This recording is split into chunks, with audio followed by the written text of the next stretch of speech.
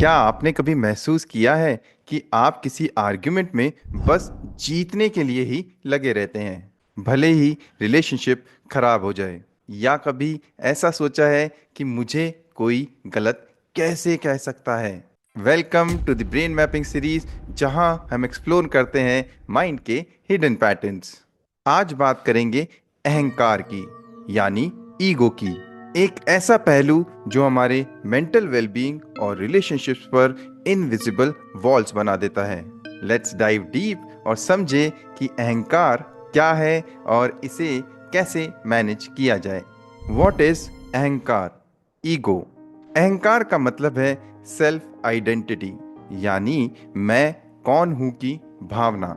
यह ईगो का वो हिस्सा है जो हमें दूसरों से अलग महसूस कराता है। अहंकार और मोह व्यक्ति के जीवन के सबसे बड़े बंधन है। ये हमें सत्य से दूर ले जाते हैं और हमारी आत्मा को उलझनों में फंसा देते हैं। जैसा कि गीता में कहा गया है, अहंकारम बलम दर्पम कामम क्रोधम च संशिता।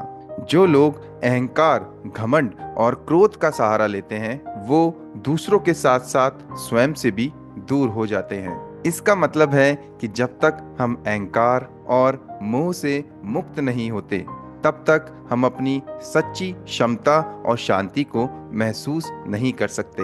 यह हमें सिखाता है कि सेल्फ अवेयरनेस और ह्यूमिलिटी के साथ जीवन जीना ही हमें बंधनों से मुक्त कर सकता है। सिंपल टर्म्स में कहे तो ईगो एक फिल्टर की तरह है जो हमें रियलिटी से डिस्कनेक्ट कर देता है।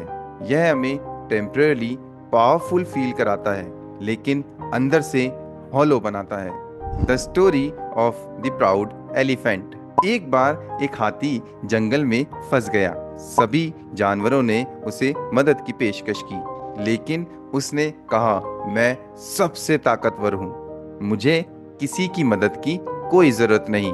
आखिर में उसकी ईगो की वजह से वो अपनी जान तक नहीं बचा सका। यही है अहंकार का नेचर। यह हमें सेल्फ सफिशिएंट और इनविंसिबल फील कराता है, लेकिन असल में यह हमारी ग्रोथ और फ्रीडम को रोकता है। हाउ डज अहंकार अफेक्ट्स अस? अहंकार साइलेंटली हमारे लाइफ के कई सारे एस्पेक्ट्स को इन्फ्लुएंस करता है। पहला, मेंटल वेलबींग।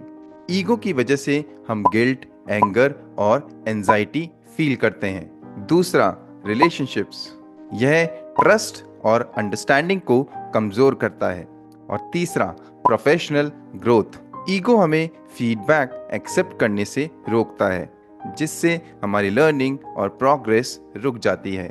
एग्जाम्पल के लिए, एक मेरे क्लाइंट ने मुझसे कहा, सर, मेरे कलीग्स मुझे बिल्कुल भी सपोर्ट नहीं करते हैं क्योंकि मैं हर बात को अपनी ईगो से जोड़ लेता हूँ। लेकिन सेल्फ अवेयरनेस और ह्यूमिलिटी से उन्होंने अपने ईगो को मैनेज करना सीखा।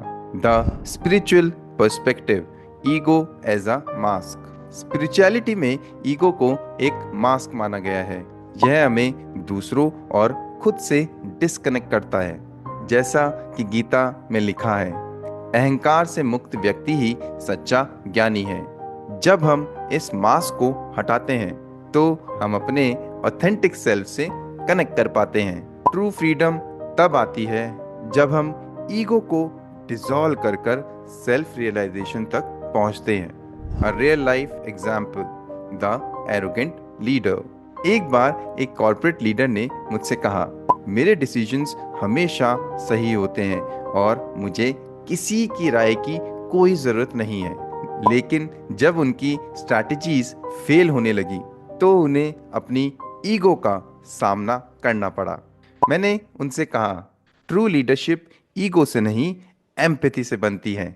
और उन्होंने अपनी ईगो को मैनेज करना सीखा और अब उनकी टीम उनकी लीडरशिप को एडमायर करती है। 3 स्टेप्स टू मैनेज अहंकार। अगर आप अहंकार को मैनेज करना चाहते हैं तो ये 3 स्टेप्स फॉलो करें। First, practice self awareness. हर दिन इंट्रोस्पेक्ट करें। पूछे, क्या मेरी ईगो मेरे डिसीजंस को ड्राइव कर रही है? सेल्फ अवेयरनेस ईगो को वीकन करती है। Second, embrace humility.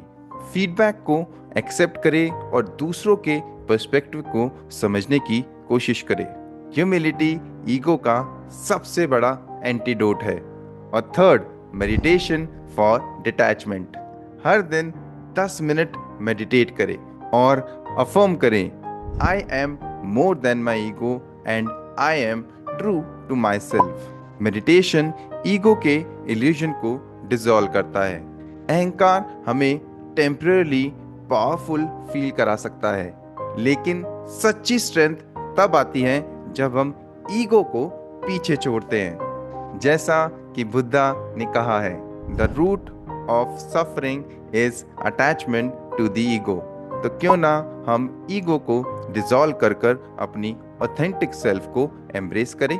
अगर ये वीडियो आपको मीनिंगफुल लगा हो तो नीचे कमेंट करें, आई चूज ह्यूमिलिटी। और ब्रेन मैपिंग सीरीज के अगले एपिसोड के लिए सब्सक्राइब करना ना भूलें।